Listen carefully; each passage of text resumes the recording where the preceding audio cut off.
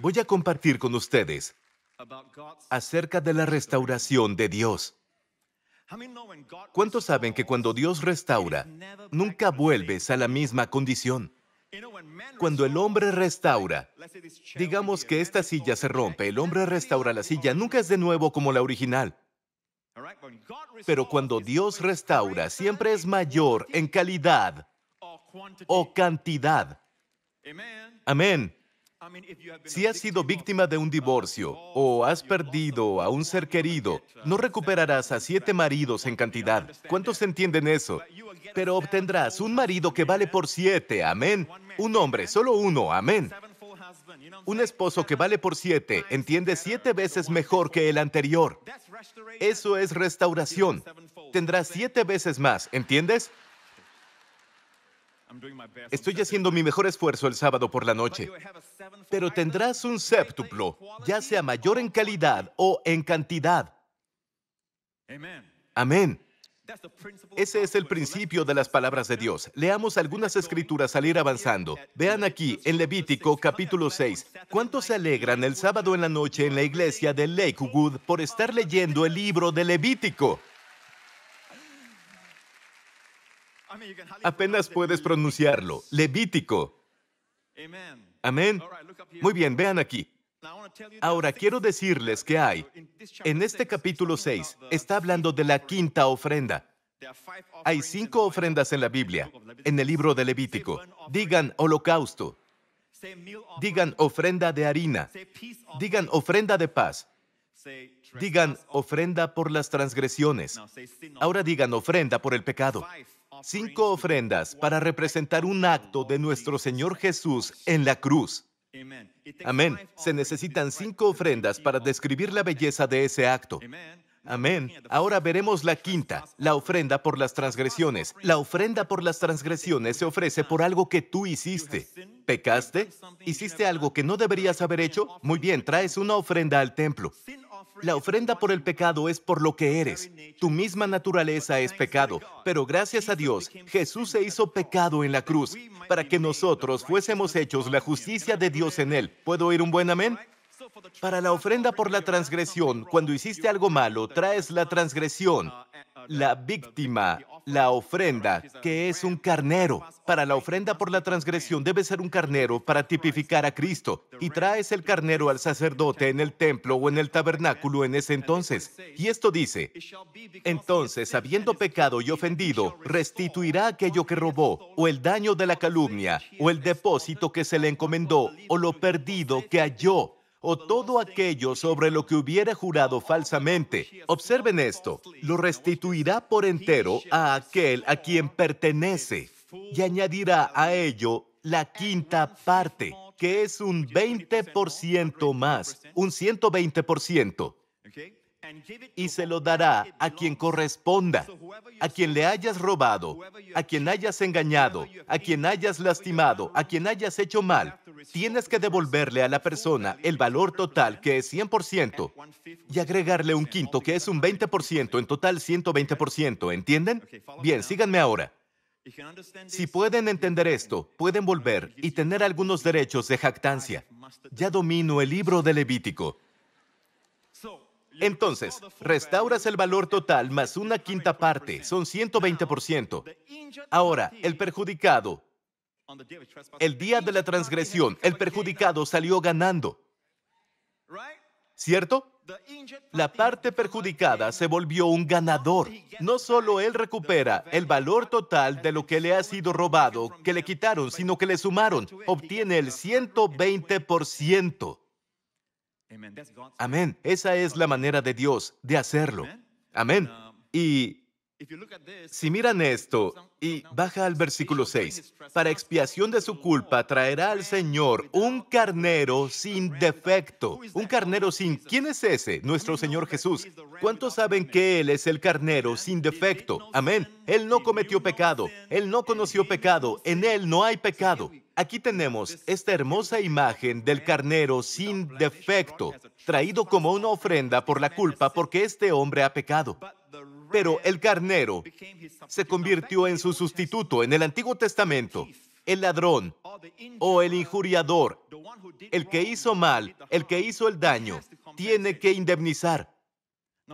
¿Qué significa eso? Significa que ahora tenemos que compensar a las personas a las que dañamos. Saben, déjame decirte esto, hay gente que cree en eso hoy, pero ya no estamos bajo la ley. Esta es una imagen de Cristo.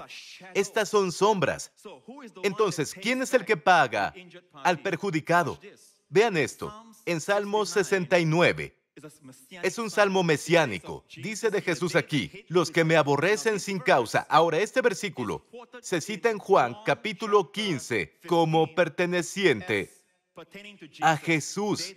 Los que me aborrecen sin causa. ¿Cierto? Entonces es un salmo mesiánico refiriéndose a quién, a nuestro Señor Jesús. Ahora Él dijo esto, lean la última línea, yo he de pagar lo que no robé. ¿Escuchan eso?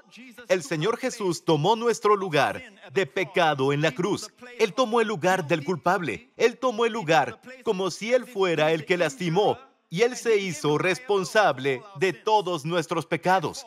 Por tanto, como Él está ahora en el lugar del que hizo el mal, el que hizo el daño, tiene que hacer la reparación. Él tiene que restaurar lo que Él no se llevó. Por cierto, esta reparación y esta restauración es solo para las personas que han perdido algo. Alguien a quien se le ha hecho mal, alguien a quien han herido, alguien que ha perdido algo, a quien le han robado, ¿no? Entonces, el que califica para la restauración del 120% es alguien que ha perdido algo, que ha sido robado, ha sido herido. Ahora, ¿quién de nosotros no ha sido robado por el enemigo? ¿Quién de nosotros no ha perdido algo que, ya sea por nuestra insensatez o por la insensatez de otro, nos han robado, nos han herido? La gente así califica para la restauración. ¿Están escuchando? Solo gente así califica para la restauración. Cuando Dios restaura, siempre es mayor en calidad y cantidad de los 12 discípulos. ¿Quién fue el que negó conocer a Jesús con maldiciones y juramentos? ¿Lo saben? Pedro. Ahora, Judas no debió dejarlo colgado, pero en cambio fue a... Disculpen, no lo digo de esa manera, pero... No planeé que saliera así. Pero la cosa es esta. Debería haber dicho, él debería haberse quedado. Fue el mayor acto de justicia propia. Querer pagar por tus propios pecados. Porque Pedro también pecó, ¿verdad? Esa noche. Negó conocer a Jesús maldiciendo y jurando, no solo una vez, 3 veces. Ahora, si Judas se hubiera quedado un poco más hasta el día siguiente, Jesús habría colgado por sus pecados y el Señor lo habría restaurado, pero en cambio Él cometió el acto de superioridad moral y se ahorcó. Eso nos deja con Pedro. Pedro negó conocer a Jesús cuando Jesús resucitó de los muertos y las mujeres llegaron al sepulcro vacío aquel domingo por la mañana. Jesús dejó un ángel allí con un mensaje. Miren lo que dijo a través del ángel a las mujeres. Ve y diles a sus discípulos. Y Pedro recibió una mención especial. La gracia de Dios es así. Donde abunda el pecado, sobreabunda la gracia. Romanos 5 nos dice claramente, versículo 20, pero la ley se introdujo para que el pecado abundase. Pienso que si en las escuelas bíblicas hoy preguntas, ¿por qué dio Dios la ley? Dirán, bueno, para mostrar su santidad y todo eso. Nadie responderá para que abunde el pecado. Pero la ley entró para que el pecado abundase. Pero donde el pecado abundó, sobreabundó la gracia.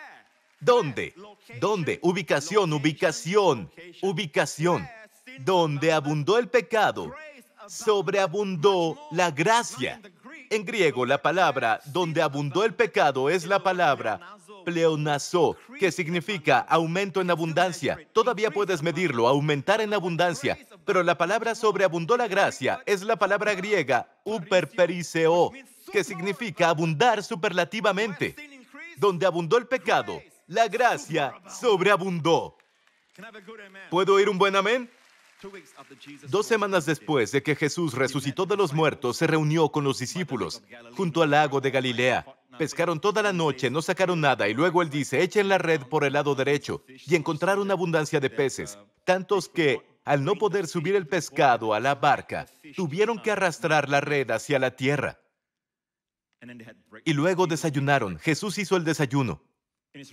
En su forma resucitada, nuestro Señor no es reacio a hacer el desayuno.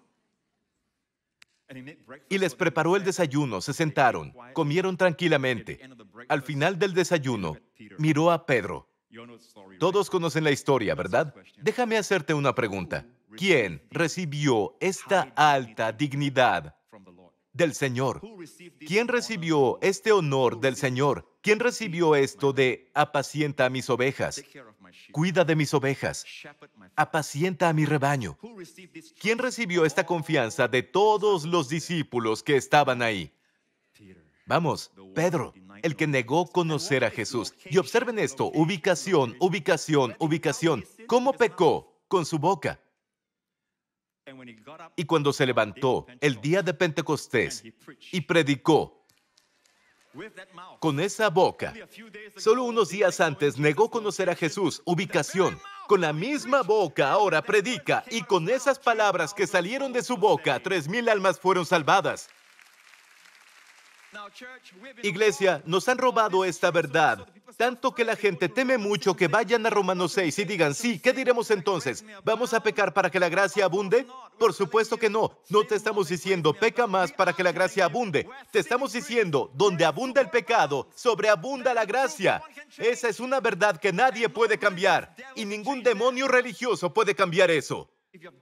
Si has hecho algo malo, el diablo siempre viene a decirte, ahora puedes esperar que algo malo les pase a tus hijos, ahora puedes esperar que algo malo les pase a tus finanzas, ahora puedes esperar. Puede que no sea algo exterior o incluso vocal, pero se siente ese espíritu maligno intentándolo. Y a veces los predicadores, no este predicador por supuesto, pero hay predicadores desde el púlpito, en inglés es pulpit, te empuja hacia el pozo o empuja hacia afuera del pozo. Y los predicadores ayudan. Cuando pecas, es casi como si dijeran, no esperes que Dios. ¿Sabes? Mira lo que le pasó a David. David pecó y esto pasó, y eso pasó, y esto pasó. Escuchen atentamente. David no está bajo el nuevo pacto que tú y yo tenemos. Él no tenía a Jesús como su Mesías. Estaba bajo la sangre de los toros y cabras, que es temporal. David recibió misericordia. Escuchen con atención. Aunque fue castigado, pero fue templado con mucha misericordia. No estás donde estaba David. No puedes usar a David como ejemplo, porque David estaba bajo la ley. No estamos bajo la ley, estamos bajo la gracia. Y si quieres usar un ejemplo, usa mucho antes que David a Abraham, el padre Abraham. Abraham vivió 400 años antes de que la ley fuera dada. Me di cuenta un día leyendo la historia de Abraham, y los desafío a los maestros de la Biblia y a todos. Los desafío, Dios nunca reprendió verbalmente a Abraham. Nunca. ¿Has notado eso? Dios nunca condenó a Abraham. Ahora, Abraham aprendió los caminos de Dios, pero nunca encuentras a Dios reprendiendo a Abraham. De hecho, dos veces mintió sobre su esposa, ¿recuerdan? Amén. ¿Por qué? Tiene una razón muy espiritual. Quiere salvar su propia vida. Él dice, no lo digas, sé que eres una mujer hermosa. Sara, eres una hermosa mujer. Entonces, vamos a entrar a... La primera vez fue a Egipto, y seguramente me matarán para tenerte. Así que, por favor, di que eres mi hermana. Una razón muy espiritual. Entonces ella dijo, ok.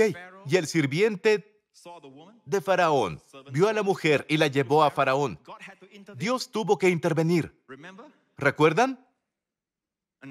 Varios años después, Abraham tenía ahora alrededor de 99 años, su esposa tenía unos 89 años, y fueron a Gerar. Y Abimelech, él es el tema de esa canción.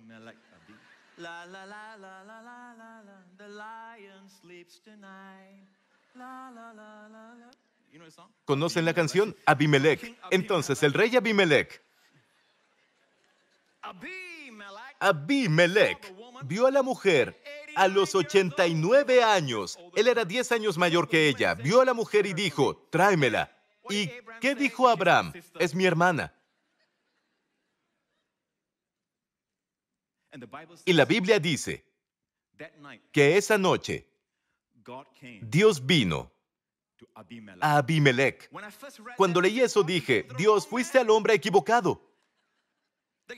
Él es inocente, ¿cierto? Abraham no dijo, ella es mi esposa, dijo, ella es mi hermana. Y ella dijo, mi hermano. ¿Cómo es posible? Pero Dios dijo, eres hombre muerto. Lo primero que Dios le dijo a Abimelech, Abi, eres hombre muerto. Imagina que Dios se te aparece en la noche y te dice, eres hombre muerto. Entonces, con una voz muy aguda, Abimelech dice, Señor, yo no sabía, soy inocente, hay inocencia en mis manos, integridad en mi corazón. Pueden leer toda la historia. Y Dios dice, sé que no lo sabías. Ahora, devuélvele su esposa al hombre. Escuchen esto, porque él es un profeta. La ley de la primera mención. La primera vez que profeta se menciona en la Biblia es aquí. Dios llama a Abraham un profeta. El hombre acaba de mentir. Acaba de mentir.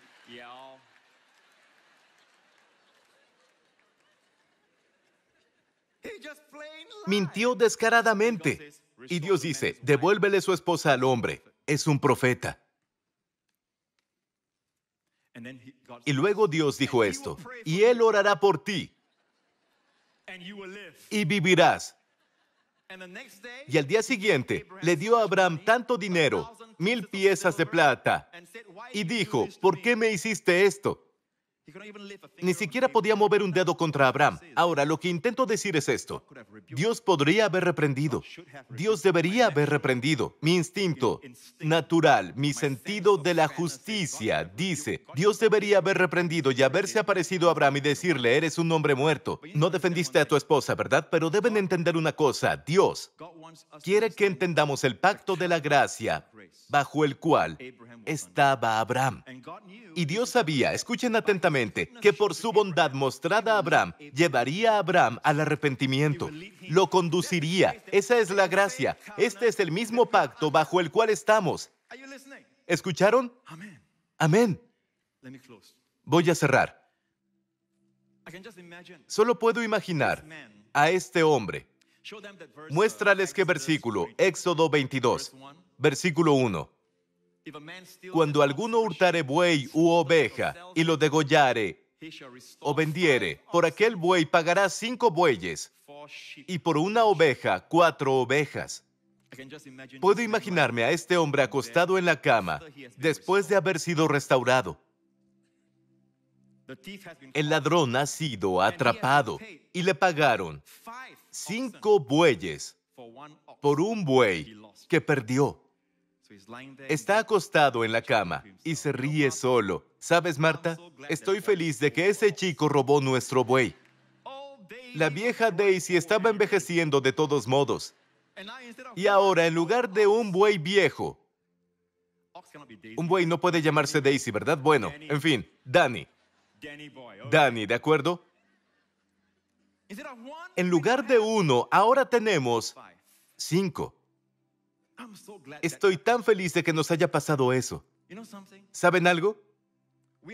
No hemos vuelto a donde estaba Adán. La restauración siempre es mayor. Adán cayó, pero si Adán nunca pecó, ¿te has preguntado eso? Si Adán nunca hubiera pecado, el papel de Dios incluso fue un ganador a través de lo que hizo Cristo. Porque antes de que Adán pecara, Dios no era el Padre.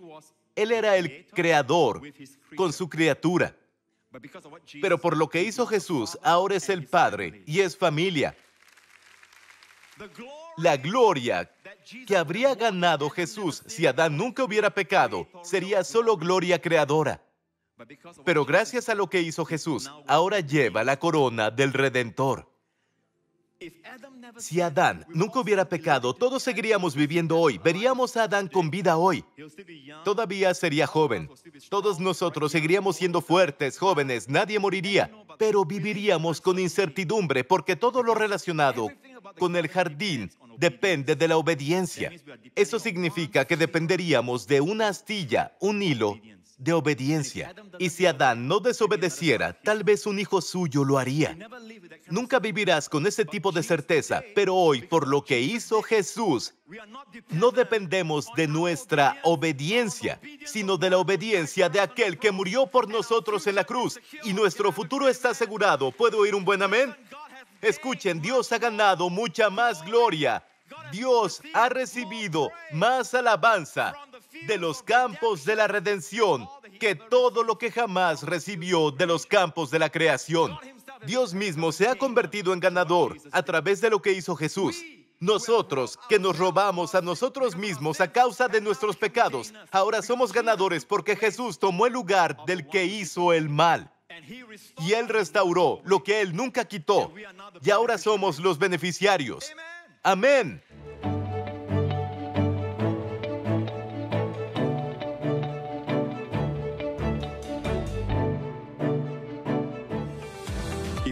Si fuiste bendecido por este video, por favor comenta qué fue lo que te habló a ti. Danos un like y compártelo con un amigo que necesite aliento. No olvides suscribirte si no quieres perderte ninguno de mis nuevos videos.